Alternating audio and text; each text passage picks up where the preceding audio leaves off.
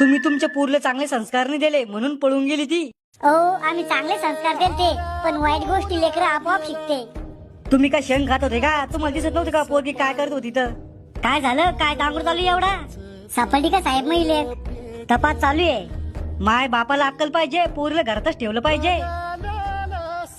बिन भेजेच्या त्यात मायबापाची काय गलती आहे?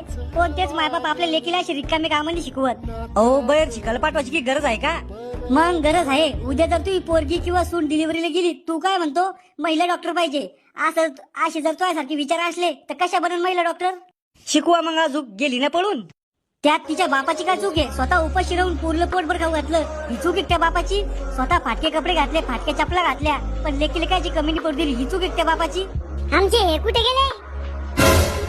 अरे पा त्या लवकर, नाही तर घेईन जीवाचं काही करून. हे काय कराल तुम्ही?